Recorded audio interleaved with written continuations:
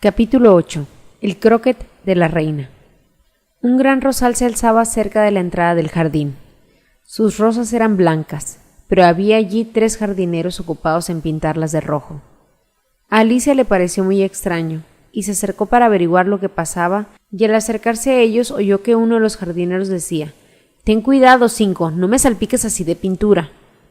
«No es culpa mía», dijo Cinco, en tono dolido. «Siete me ha dado un golpe en el codo». Ante lo cual Siete levantó los ojos y dijo: «Muy bonito, Cinco, échale siempre la culpa a los demás».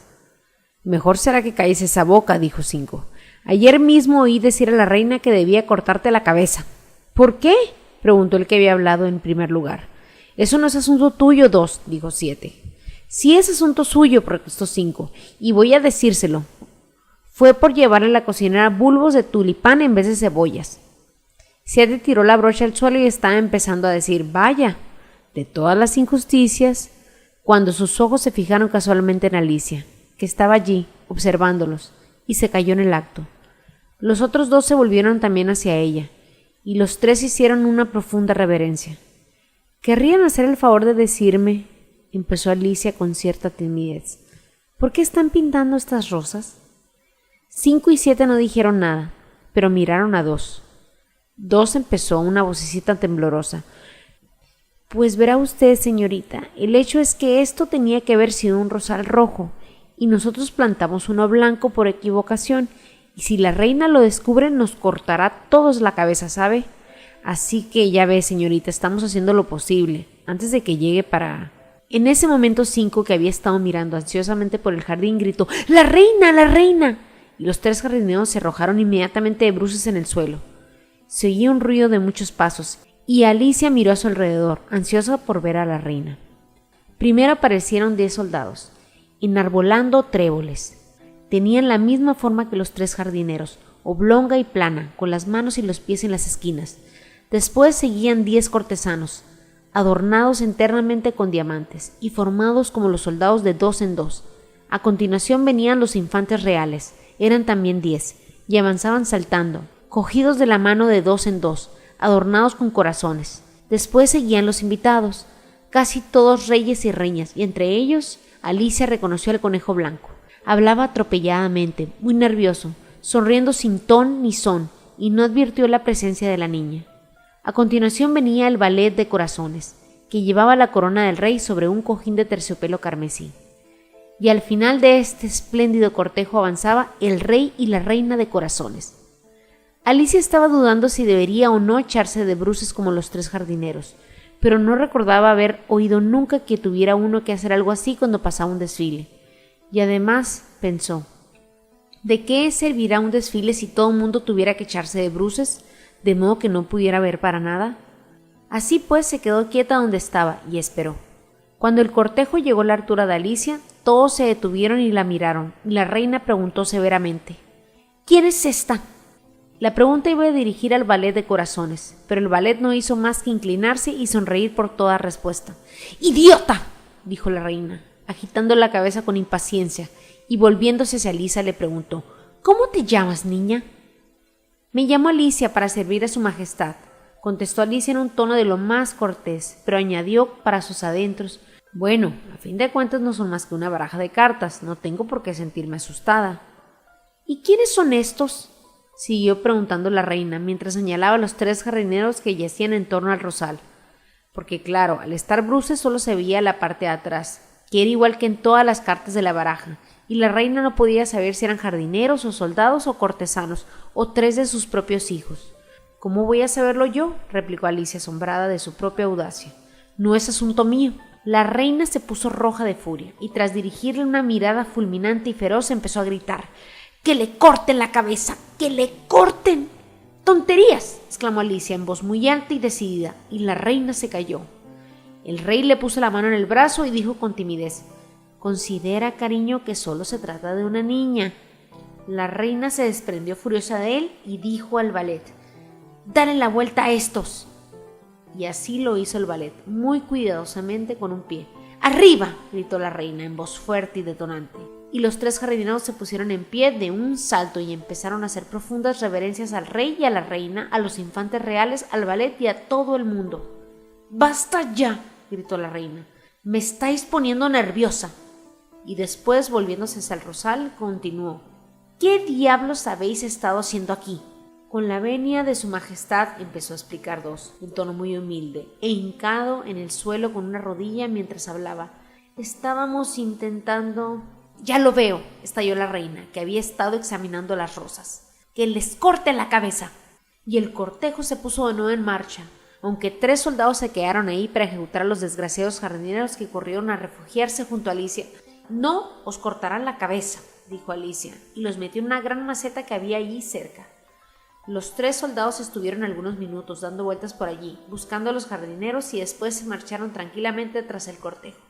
«Han perdido sus cabezas», gritó la reina. «Sí, sus cabezas se han perdido, con la venia de su majestad», gritaron los soldados como respuesta. «Muy bien», gritó la reina. «¿Sabes jugar al croquet?». Los soldados guardaron silencio y volvieron la mirada hacia Alicia, porque era evidente que la pregunta iba dirigida a ella. «Sí», gritó Alicia. «Pues andando», vociferó la reina. Y Alicia se unió al cortejo, preguntándose con gran curiosidad qué iba a suceder a continuación. «Hace un día espléndido», murmuró a su lado una tímida vocecilla. Alicia estaba andando al lado del conejo blanco, que la miraba con ansiedad. «Mucho», dijo Alicia. «¿Dónde está la duquesa?». «Chitón, chitón», dijo el conejo en voz baja y apremiante. Miraba ansiosamente a sus espaldas mientras hablaba y después se puso de puntillas. Acercó el hocico a la oreja de Alicia y susurró: «Ha sido condenada a muerte». «¿Por qué motivo?», quiso saber Alicia. «¿Has dicho pobrecilla?», preguntó el conejo. «No, no he dicho eso. No creo que sea ninguna pobrecilla. He dicho ¿por qué motivo?». «Le dio un sopapo a la reina», empezó a decir el conejo, y Alicia le dio un ataque de risa. «Chitón, chitón», suplicó el conejo con una vocecilla aterrada. «Va a oírte la reina». Lo ocurrido fue que la duquesa llegó bastante tarde y la reina dijo: «Todos a sus sitios», gritó la reina con voz de trueno. Y todos se pusieron a correr en todas direcciones, tropezando unos con otros.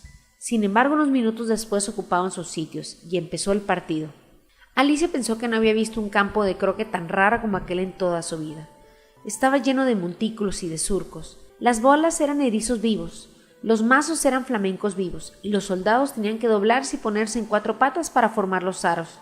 La dificultad más grave con que Alicia se encontró al principio fue manejar a su flamenco. Logró dominar al pajarraco metiéndoselo debajo del brazo, con las patas colgando detrás, pero casi siempre, cuando había logrado enderezarle el largo cuello y estaba a punto de darle un buen golpe al erizo con la cabeza del flamenco, este torcía el cuello y la miraba derechamente a los ojos con tanta extrañeza que Alicia no podía contener la risa, y cuando le había vuelto a bajar la cabeza y estaba dispuesta a empezar de nuevo, era muy irritante descubrir que el erizo se había desenroscado y se alejaba arrastrándose.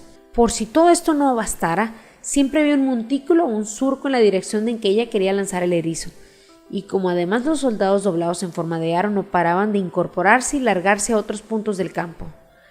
Alicia llegó pronto a la conclusión de que se trataba de una partida realmente difícil. Los jugadores jugaban todos a la vez, sin esperar su turno, discutiendo sin cesar y disputándose los erizos. Y al poco rato la reina había caído en un paroxismo de furor y andaba de un lado a otro dando patadas en el suelo y gritando a cada momento: «¡Que le corten a este la cabeza!» o «que le corten a esta la cabeza». Alicia empezó a sentirse incómoda. A decir verdad, ella no había tenido ninguna disputa con la reina, pero sabía que podía suceder en cualquier instante. Y entonces pensaba: ¿qué será de mí? Aquí todo lo arreglan cortando la cabeza. Lo extraño es que quede todavía alguien con vida.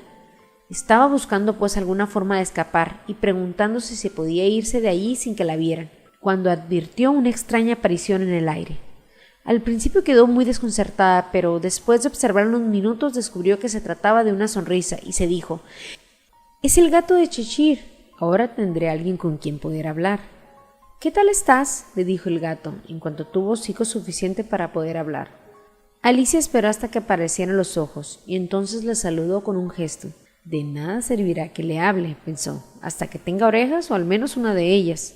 Al minuto después había aparecido toda la cabeza, y entonces Alicia dejó en el suelo su flamenco y empezó a contar lo que ocurría en juego, muy contenta de tener a alguien que la escuchara. El gato creía sin duda que su parte visible era ya suficiente, y no apareció más. Me parece que no juegan ni un poco limpio, empezó Alicia en tono quejumbroso, y se pelean de un modo tan terrible que no hay quien se entienda, y no parece que haya ninguna regla, y si las hay nadie hace caso de ellas, y no puedes imaginar qué lío es que las cosas estén vivas. Por ejemplo, allí va el aro que me tocaba jugar ahora, y justo al otro lado del campo, y le hubiera dado ahora mismo al erizo de la reina, pero se largó cuando vio que se acercaba el mío. ¿Qué te parece la reina?, dijo el gato en voz baja. No me gusta nada, dijo Alicia. Es tan exagerada. En este momento Alicia advirtió que la reina estaba justo detrás de ella escuchando lo que decía. De modo que siguió. Tan exageradamente dada a ganar que no merece la pena terminar la partida. La reina sonrió y reanudó su camino. ¿Con quién estás hablando?, preguntó el rey, acercándose a Alicia y mirando la cabeza del gato con gran curiosidad. Es un amigo mío, un gato de Cheshire, dijo Alicia. Permita que se lo presente. No me gusta ni pizca su aspecto, aseguró el rey. Sin embargo, puede besar mi mano si así lo desea. Prefiero no hacerlo, confesó el gato. No seas impertinente, dijo el rey, y no me mires de esa manera. Y se refugió detrás de Alicia mientras hablaba. Un gato puede mirar cara a cara a un rey, sentenció Alicia. Lo he leído en un libro, pero no recuerdo cuál. Bueno, hay que eliminarlo, dijo el rey con decisión, y llamó a la reina, que precisamente pasaba por allí. Querida, me gustaría que elimináramos a este gato. Pero la reina solo existía un modo de resolver los problemas, fueron grandes o pequeños. Que le corten la cabeza, ordenó sin molestarse siquiera en echarle una ojeada. Yo mismo iré a buscar al verdugo, dijo el rey apresuradamente, y se alejó corriendo de allí. Alicia pensó que sería mejor que ella volviese al juego y averiguase cómo iba la partida, pues oyó a lo lejos la voz de la reina que aullaba de furor. Acababa de dictar sentencia de muerte contra 3 de los jugadores por no haber jugado cuando les tocaba su turno, y a Alicia no le gustaba ni pizca el aspecto que estaba tomando todo aquello, porque la partida había llegado a tal punto de confusión que le era imposible saber cuándo le tocaba jugar y cuándo no. Así pues, se puso a buscar su erizo. El erizo se había enzarzado en una pelea con otro erizo, y esto le pareció a Alicia una excelente ocasión para hacer una carambola. La única dificultad era que su flamenco se había alargado al otro extremo del jardín, y Alicia podía verlo allí, aleteando torpemente en un intento de volar hacia las ramas de un árbol. Cuando hubo recuperado su flamenco y volvió con él, la pelea había terminado y no se veía rastro de ninguno de los erizos. Pero esto no tiene demasiada importancia, pensó Alicia, ya que todos los aros se habían marchado de esta parte del campo. Así pues, sujetó bien al flamenco debajo del brazo para que no volviera a escaparse y se fue a charlar un poco más con su amigo. Cuando volvió junto al gato de Cheshire, quedó sorprendida al ver de un gran grupo de gente se había congregado a su alrededor. El verdugo, el rey y la reina discutían acaloradamente hablando los 3 a la vez, mientras los demás guardaban silencio y parecían sentirse muy incómodos. En cuanto Alicia entró en escena, los 3 se dirigieron a ella para decirle la cuestión y le dieron sus argumentos. Pero como hablaban todos a la vez, se le hizo muy difícil entender exactamente lo que decían. La teoría del verdugo era que resultaba imposible cortar una cabeza si no había un cuerpo al que cortarla. Decía que nunca había tenido que hacer una cosa parecida en el pasado y que no iba a empezar a hacerla a estas alturas de su vida. La teoría del rey era de que todo lo que tenía una cabeza podía ser decapitado y que se dejara de decir tonterías. La teoría de la reina era que si no solucionaba el problema inmediatamente haría cortar la cabeza a cuantos la rodeaban. Era esta última amenaza la que hacía que todos tuvieran un aspecto grave y asustado. A Alicia solo se le ocurrió decir: «El gato es de la duquesa. Lo mejor será preguntarle a ella lo que debe hacerse con él». «La duquesa está en la cárcel», dijo la reina al verdugo. «Ve a buscarla». Y el verdugo partió como una flecha. La cabeza del gato empezó a desvanecerse a partir del momento en el que el verdugo se fue, y cuando éste volvió con la duquesa había desaparecido totalmente. Así pues, el rey y el verdugo empezaron a corretear de un lado a otro en busca del gato, mientras el resto del grupo volvía a la partida de croquet.